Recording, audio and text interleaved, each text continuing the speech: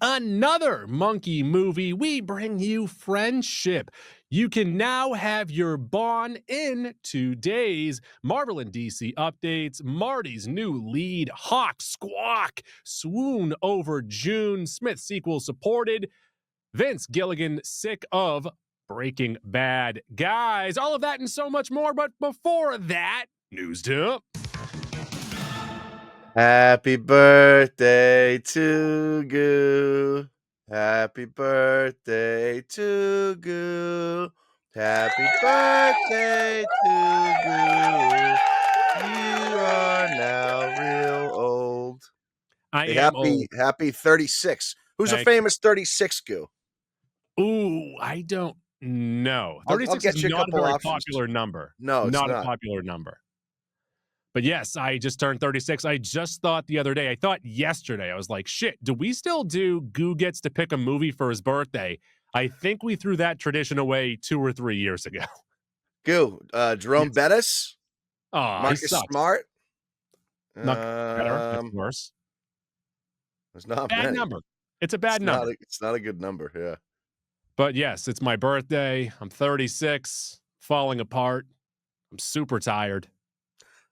Yeah.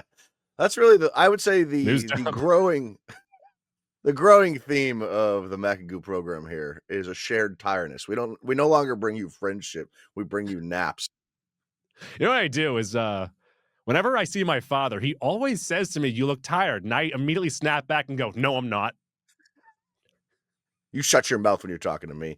Goo, Well, Frank I am Robinson wore 36. Yeah. Greg Maddux, Gaylord Perry. So you got some good baseball options, actually. Beltran. That's not too bad. All right. News dip.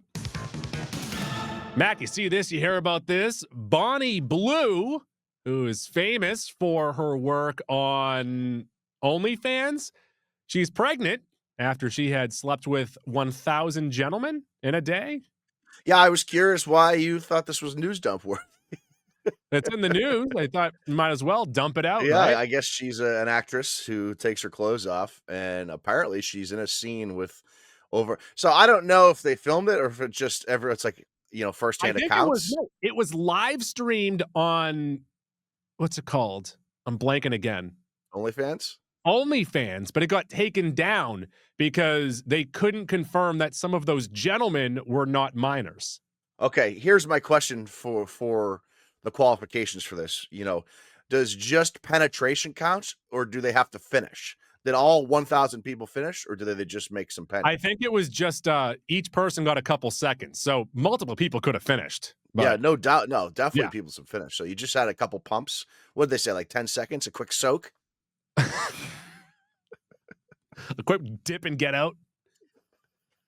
It's But like, also, you could, it's like when you're putting those hard shells on an ice cream cone. You can't put it in there for too long or else the ice cream melts. no, you just dip it and you pull it out, and Yeah. that counts as sex. But she's pregnant. She got pregnant from it. Yeah, that seems like a mistake on her part there. I don't know.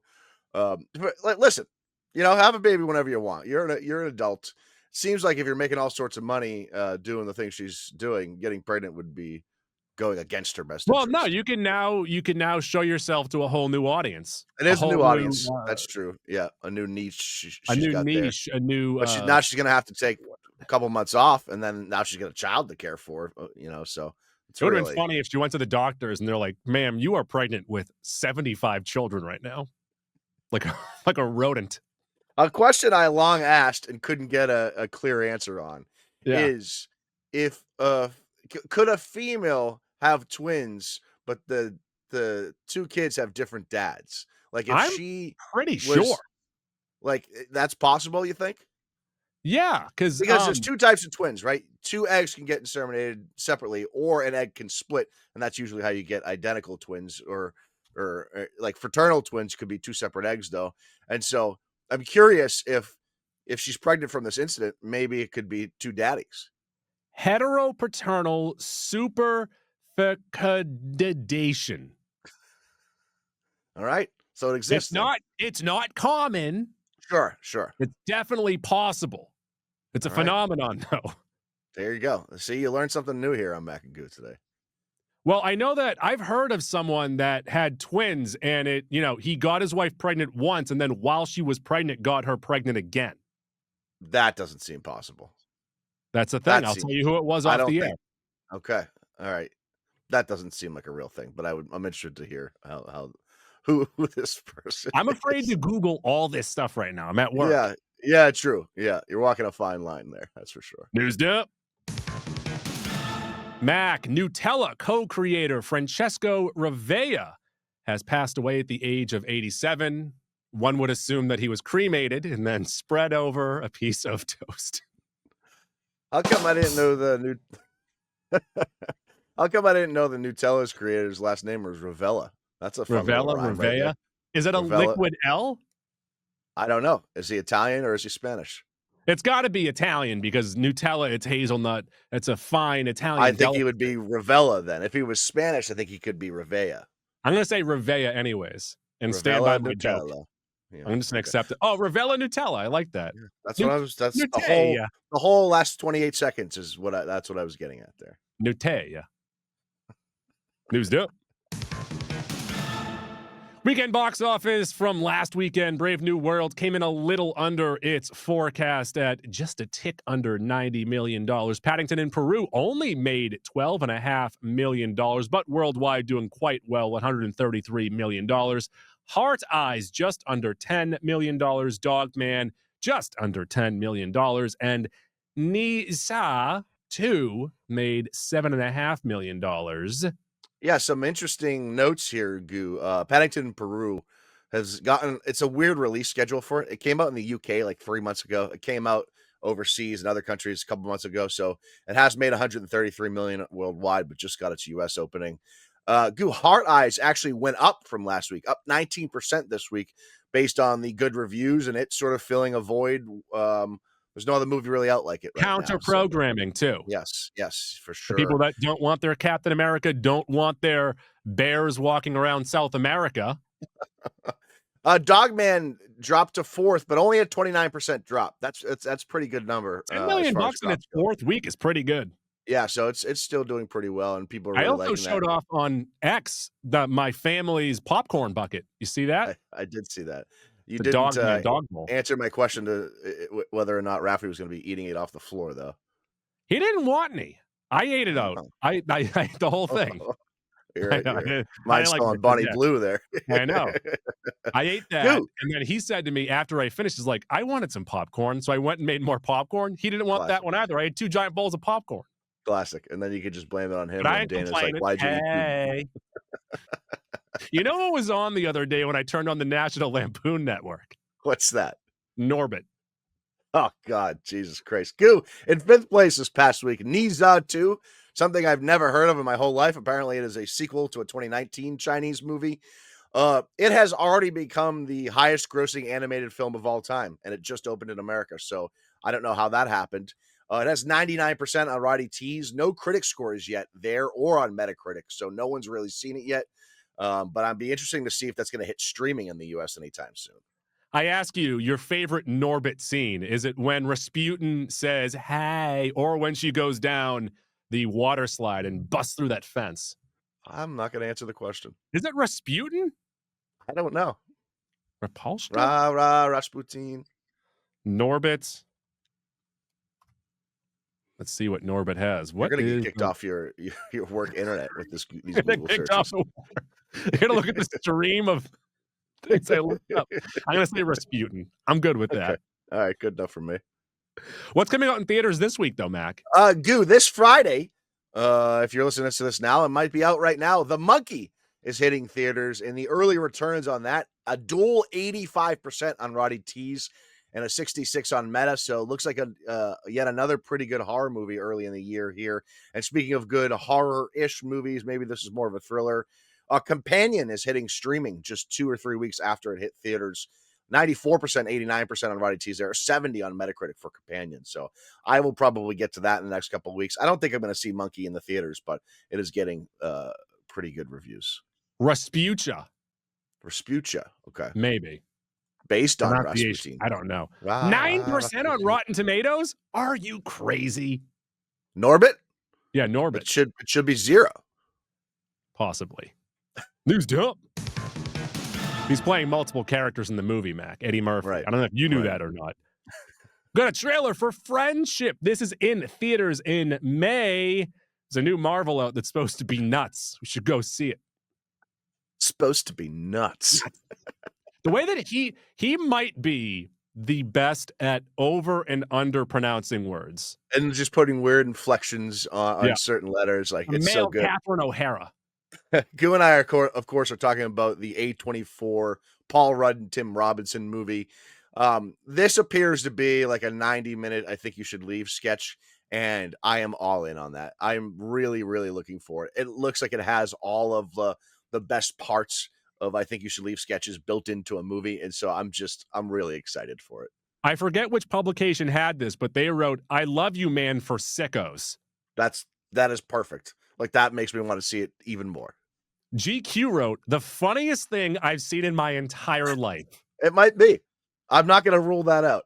I'm not going to rule that out. I did think last night at my ripe age of 36, how much of your life have you forgotten about?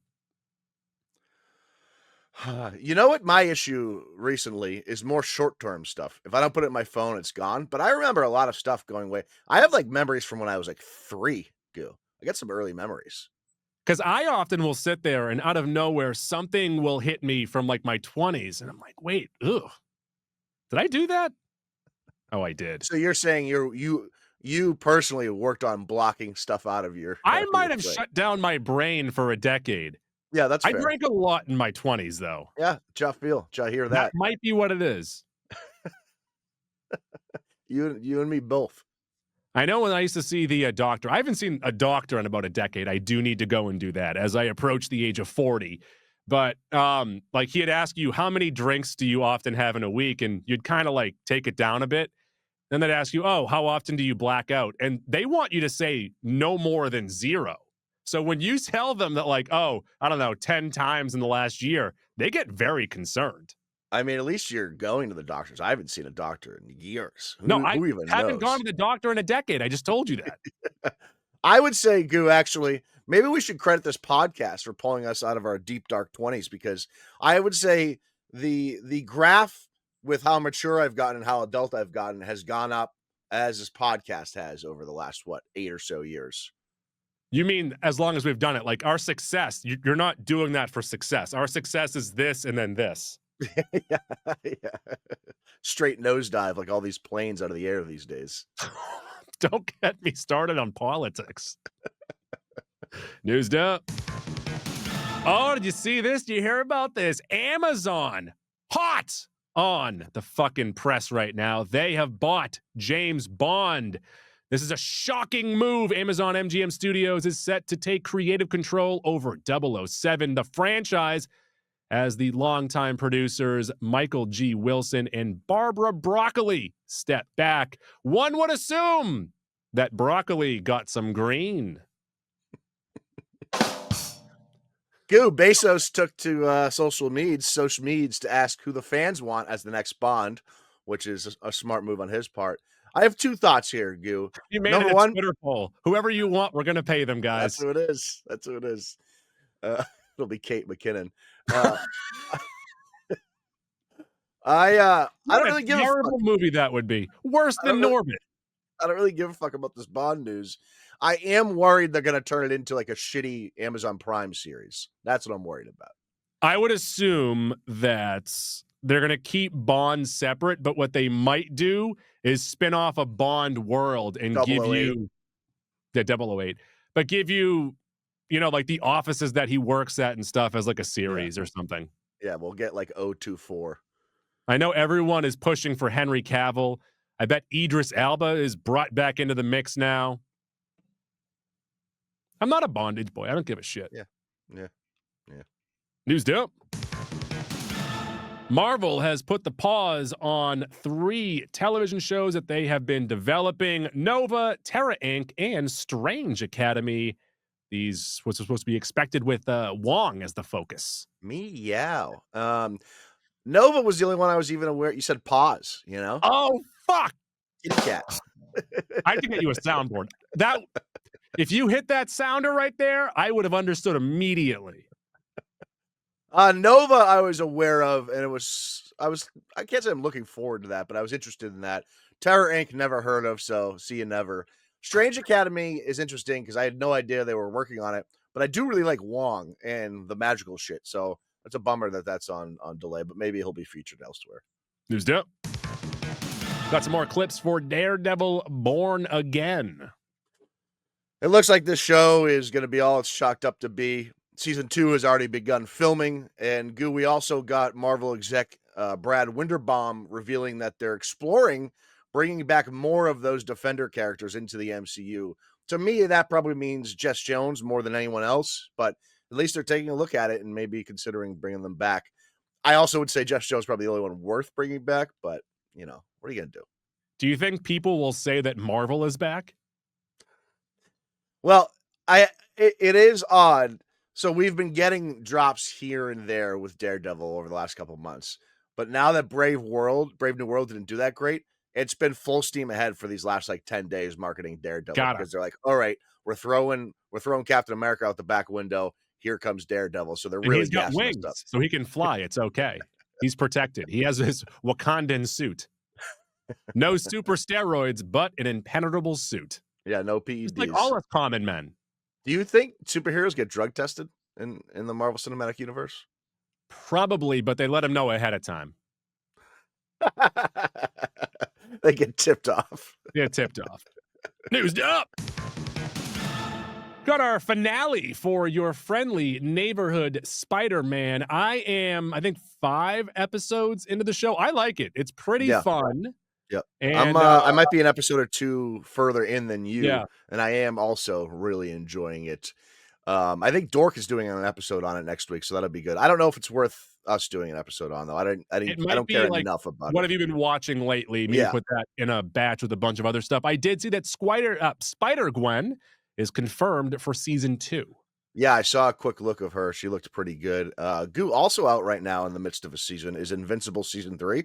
Surprisingly, I've enjoyed it. It's been pretty good so far. They're getting back to what made season 1 really good. So I'm hoping for the best for the rest of the season. Speaking of animated superhero shows, news up. Creature Commandos season 2 is being fast-tracked. I got a prevailing hot take here, a developing hot take. I don't think this is good for the DCU. I think other projects are kind of flaming out and not really coming to fruition. So they're like, fuck, we got to fast track Creature Commando season 2 to give them something else. So I don't think this is really a good thing for Guns DCU. I still haven't seen 1 episode of this show, so. Oh, okay. It's good. It's good. I liked it. But I don't like that it's getting fast tracked. News up. Robert Pattinson finally knows what The Batman 2 is about. Matt is a very careful writer, but I finally now know what it's about. It's very cool and very exciting. Thanks, Robert. Thanks for just giving us more and more blue balls as we wait another 5 years for this fucking movie. I also saw that he said, it's crazy how my entire audience, all of my fans, went from being girls to now only guys. I'd be interested to see because the Batman is really a fringe comic book movie, right? It's not unlike any other comic book movie, really. And so I wonder if it appeals to the masses the way the Dark Knight trilogy does, aka I think the Batman appeals more to the basement dwelling Batman fans, the ones that are like, I'm a detective. And so I wonder if he doesn't have that many comic book female fans the way he would if he were in a Marvel movie, Yeah, I don't think it has the same general audience appeal that The Dark Knight has, where first off, The Dark Knight came out when there wasn't 100 other superhero movies coming out every single week. Also, it's a Christopher Nolan movie. Right. It has more of a blockbuster feel to it. The other one feels more like a toned down crime noir. Has the Twilight fans now they've moved on from Pattinson? Is that what's happening here? They're all Team Edward. Or was he Edward? He was Edward. So Team Jacob now. Jacob's They're all Edward. following Latner around. Lautner. Same thing. They all love Grown Ups 2. That's where they are. They're all watching Grown Ups 2 on a loop. Taylor Lautner used to date Taylor Swift, too. Oh, has she written a song about him? I think he might be married to a girl named Taylor too. Hold on, let me fact check that. Get on the What? Google machine for that. I can't Google that. I've already Googled Norbit Heavy Woman, so I'm getting Taylor fired right after the Lautner show. wife. Yeah, his wife's name is Taylor as well. And his name Taylor is Taylor. Taylor Dome is his wife. So they're both Taylor Lautner, and he used to date Taylor Swift. That's a real Ryan Davey situation. News dump. Got a little Kosinski teaser for F1, really showing off what they're looking to do visually in this movie. This movie's gonna kick ass. It's gonna be really. It's going to good. be the best. It's gonna be. This great. is going to be one of those movies where the storyline doesn't matter. Cops said it didn't Right? matter. Like Top Gun Maverick. Yeah. Movie, if you just look at the storyline, It's fine. It's decent. Solid. But as a movie, as a blockbuster, kicks ass. But that's why this will get put over, right? In some Yep. much of the same way Maverick did. You'll have the great acting of Brad Pitt, like really pulling you into the story on top of the fucking buku special effects. News up.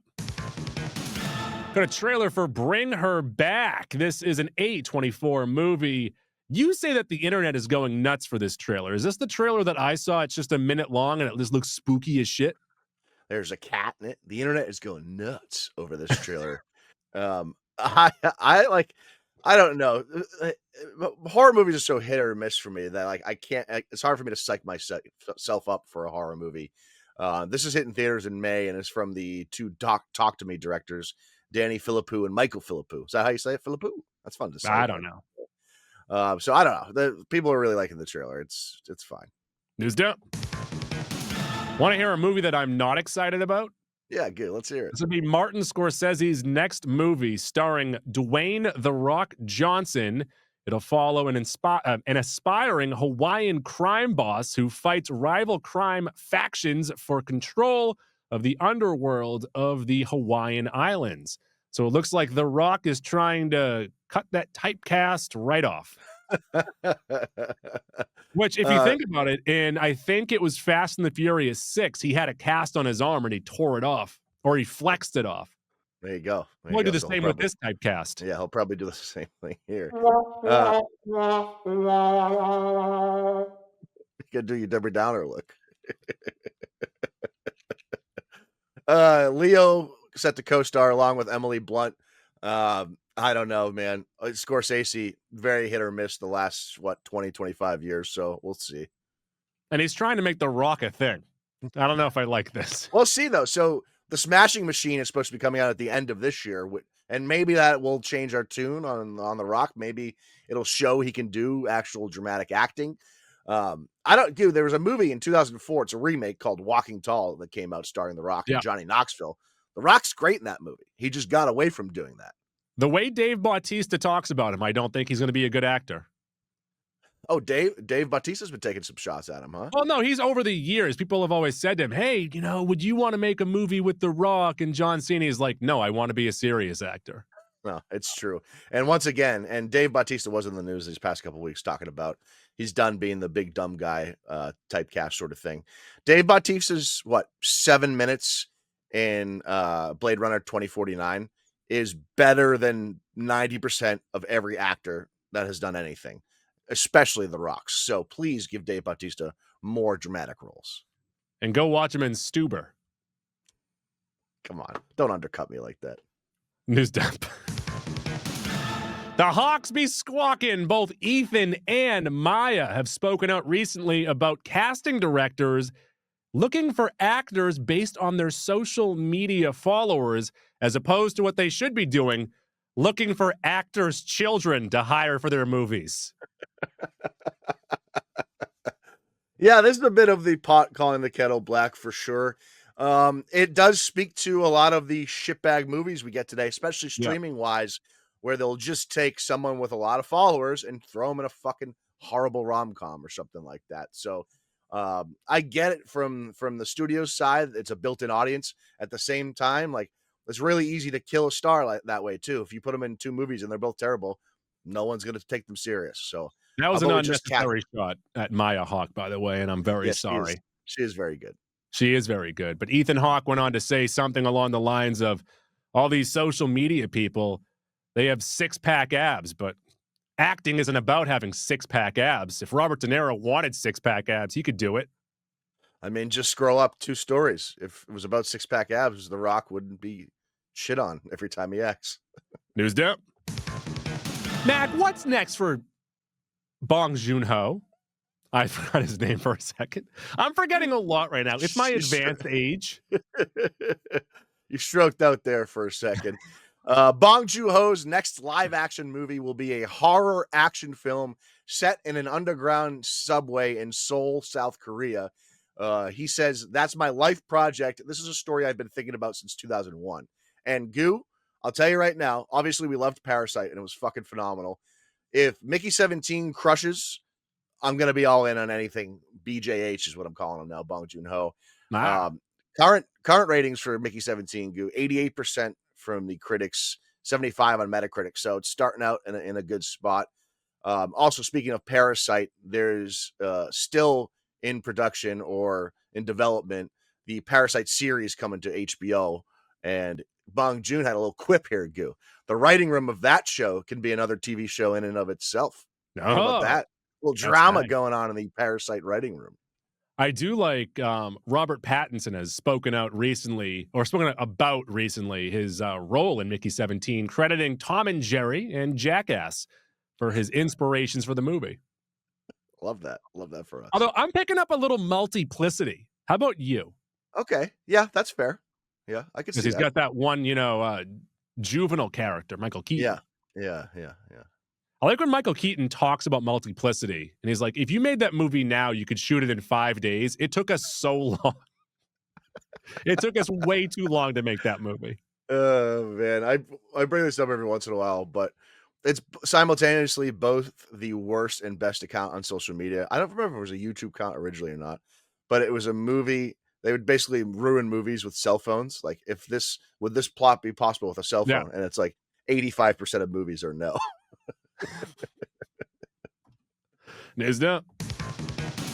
Ben Stiller says that Adam Scott's performance in Step Brothers influenced his decision to cast him in Severance. I think for a lot of us, that was the first time and really only time we've seen Adam Scott as a fucking dickhead. And it did help, really. Grip. Yeah, I guess, but being a teenage bully is different than being No, he's an a adult. swindler. He wasn't like a Harley Kiner. His real name was Harvey, by the way. Yeah. Harley was just a straight up bully. Griff would swindle you. So I think it did help a lot of people see Adam Scott in a different light, because obviously once Parks and Rec became so famous, it was hard to see Adam Scott in like anything more than being that lovable character. And so here we are. I ask you this question. Do you think, just based off of like the recent roles, you have Parks and Rec, is Adam Scott a television actor Hall of Famer?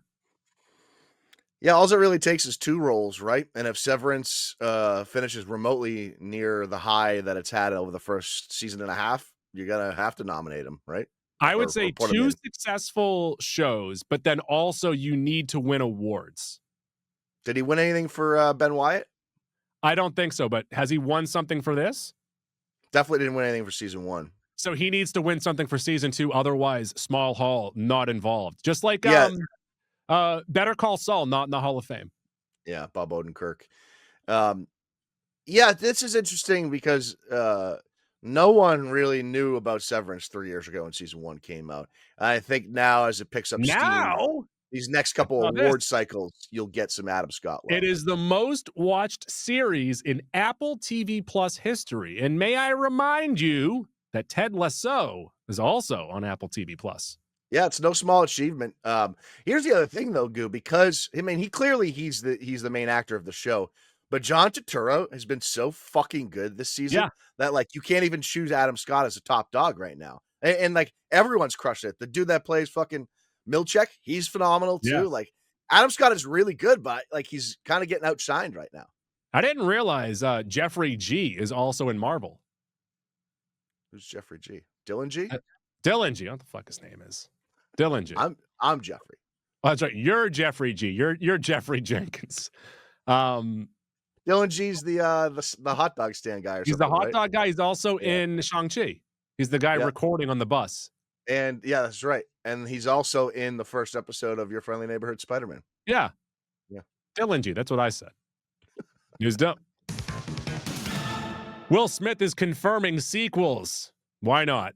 We got I Am Legend 2. It's moving forward. Him and Michael B. Jordan have sat down for about a week and have gone through character stuff. Also, Hancock 2 is in the works. The plan is to approach Zendaya for a role. We've done that multiple times. She could have a role in this podcast. She keeps saying no.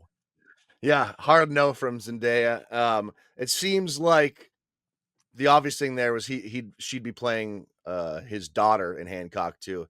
I'll say it once, I'll say it again. Hancock is underrated. It is the classic movie that if it had an R rating or if it was able to be made 10 years later, it might have been fucking awesome. It's not great as it currently exists, but I do think that is a better movie than most people give it credit for. Well, Mac, rumor has it that she will be playing a daughter in Rumor another has it. movie. Shrek's daughter in Shrek 5. Really? That's what I've seen. That's all the scuttlebutt on social media. So Zendaya, yes to Shrek, but no to us and Will Smith. I'd probably do the same, if I'm being honest. You think? Shrek, us, Hancock 2.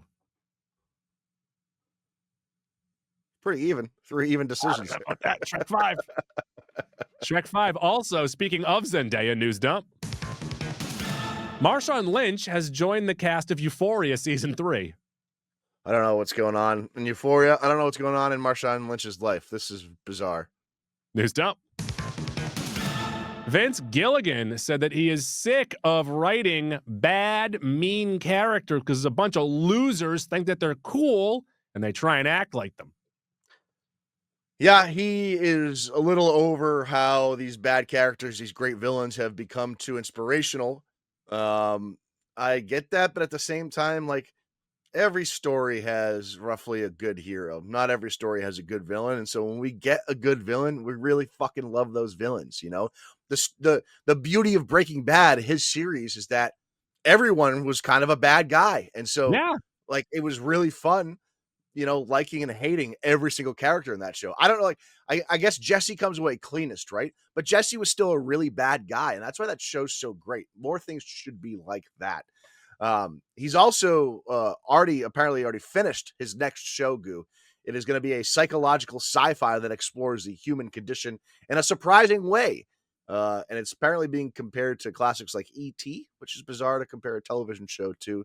And Rhea Seehorn, who starred in Better Call Saul as Kim Wexler, is set to be the lead, and it's already done filming, like I said, and is coming to Apple TV+. Is she related to Jason Seahorn? It's a great question. I would naturally draw that too. 2 honkies. No, only 2 honkies on the planet I know with Seahorn. She plays defensive back too. It's crazy. I think she spells it differently though. Jason Seahorn is Seahorn might be like out in SEA. the ocean. Yeah. Yeah. News dump. A Goonies sequel? I don't care about this news scoop, but also I'm intrigued because it's such a legendary movie.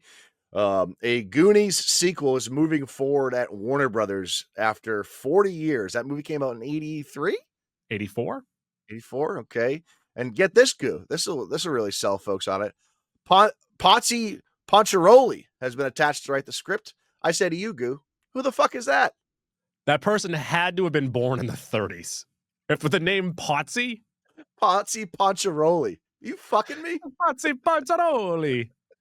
Hey, pee-pee. You know what I would have told them when they moved to Hollywood? You change that name. Fucking Potsy Poncheroli, always stealing the last pizzelle at the fucking Sunday dinners. I was told when I was at school that I should change my last name for it being too long and too Italian. This is just over the top. No, because Goo, the greatest name we ever grew up with is one of your best friends. You're closer to him than I. Salvatore Cacciatore. Yeah. Greatest name I've ever heard, still to this day. I want more names to be like that. Okay. News dump. And finally, you have watched SNL 50. By the way, if you have not heard our episode from this past week, we did a build your own cast with $30. We gave you the money for each person, 10 categories. Please go and listen to that episode. We also posted those money amounts and categories on social media in a beautiful doc. So check that out. Give us your lineups. We've already gotten a bunch of them, and I graphic and love. chart. Graphic and chart were the 2 words you're looking for there. What It's did I on say? not those 2 words. It's on Twitter. Good did a good job putting that together. Go check that out. 10 categories, 5 cast members each. Talk TLDR, am I right? You can figure it out. Yeah. Goo, I finally watched SNL 50. You had watched it over the weekend. The show itself, I thought was pretty good. Pretty good. It felt more memorable than SNL 40 for whatever reason. Maybe I disagree. I think 40 felt more memorable. Okay. Well, agree to disagree. Mhm. I thought, like you had said, getting Eddie Murphy and Will Ferrell together in a sketch for the first time ever was fucking awesome. Just Yeah. really, really cool to see. And then prior to that, Eddie Murphy's Tracy Morgan impression was fucking perfect. It was so good. Like Eddie Murphy still got it. I thought about it after, though. How did you not? So you still have Murphy doing Tracy Morgan. How do you not have Jay Farrow on the stage doing Eddie Murphy at the same time? That would have been perfect. You're right. That would have been fucking great. That would have been It would have been the best. Good. And then you have Tracy Morgan doing a shitty Chris Rock impression. Or get ballsy and you have Jimmy Fallon do his Chris Rock impression again. Yeah, and either way, remove Leslie Jones from the situation. So that's addition by subtraction. They had to get Leslie Jones in there somehow. I understand. Yeah, she was a big part of the cast for a while. She wasn't good on the show. She wasn't good that night either, but here we are. Goo, second takeaway, the host of SNL 50, Steve Martin, he looks fucking unbelievable for 79 years old. He looks good anyways. He would look good for 55, never mind 79. So credit to him. He's aging quite well. And then, Goo, my final takeaway from the weekend's festivities, the Radio City SNL 50 concert tribute thing they did, fucking great. Awesome. Yeah. Some really cool things on there, including a couple sketches that they didn't get into the SNL 50 actual show. I think the couple great musical performances, but I thought the shining moment there was Will Ferrell and Anna Gasteyer, Anna Gasteyer doing the what is the name of their religious the Culps. Yes, the Culps. Marty and someone Culp, yeah. Their little medley of songs was fucking brilliant. It was great. Yeah, it was so good. And The Lonely Island, I thought were the 2 best parts. Lonely Island was also awesome. Yeah, and Gaga was great too. I thought the worst part was Jimmy Miley Fallon. Was very good too. Oh, she was very good. I did not like Jimmy Fallon during that. He's exhausting to watch. He seemed ill-prepared for the role. However, I did like the 20 seconds of Sandler impression we got from him. But I thought the worst part of the night was him telling his story about how he got Lauren to laugh. I was like, there was a Sandler impression. I was like, stop making this about yourself. No one get up there and get the next act going. It almost feels like to me that they had a host that backed out and they grabbed Fallon last minute because he seemed pretty unprepared for a couple of the things that went on during it. Because as soon as he started doing the Blues Brothers, I said, brother, please. But like, that's what Fallon is best at. Impressions and musical impressions too. He's truly great. One of the best we've ever seen. If you could just control him and keep him in his lane, he's great. When he steps out of that lane and he tries to be this leading man host type, it doesn't work. Also, when he had that weird exchange with Chevy Chase, I said to myself, I feel like Chevy's not going to be in the 50th anniversary episode. He does not seem all there. Yeah, I don't really think he deserves to either. He was on it for 1 season. 1.5 seasons. Yeah, whatever. You see him fall off that ladder that one time? Yeah. When I say one time, I mean every episode he fell off of something or through something. He deserves mention, but no one wants Chevy Chase back. I liked Bill Murray had a good joke during the weekend update about Chevy Chase. He's like, yeah, you were the first one to do it. Then he just moved on. Yeah. Oh, his rankings were great. The top 10. Yeah, that was brilliant too. Oh, also, Vanessa Bayer was hilarious in it too. Vanessa Bayer was very good, who we failed to mention during our episode. She was awesome. And then I liked Murray fucking with Jost in that too, because we forget that one of her first breakout performances was Lost in Translation, co-starring with Bill Murray. So he's known her for forever, so that's fun. And then I think I mentioned it during our episode, but like my one big complaint is just their need to shoehorn celebrities into a bunch of those sketches when they could have just had their old cast members in there. Like for the Robert Goulet, Lawrence Welk thing, you could have had Molly Shannon, Rachel Dratch, Sherry O'Terry, as opposed to Scarlett Johansson and Kim Kardashian. Yeah, I totally understand that. However, I liked the question and answer part with Faye and Poehler with the celebrities. That question and answer thing, that's when you do have the celebrities. But in the actual sketches, have the sketch comedians do it. I think my favorite line of the night, because I do not like the John Mulaney big Broadway things, is when he goes, "Oh, where did David Spade go?" And Spade's like, "I think I get it, man." Sneaky great in the 2 times we saw him was Adam Driver. Yeah, He's the fucking best. He's so good. he is good. All right, so that'll do it for this news dump. Go and check us out next week and listen to our last episode. Fill out your SNL casts. Bang. News dump.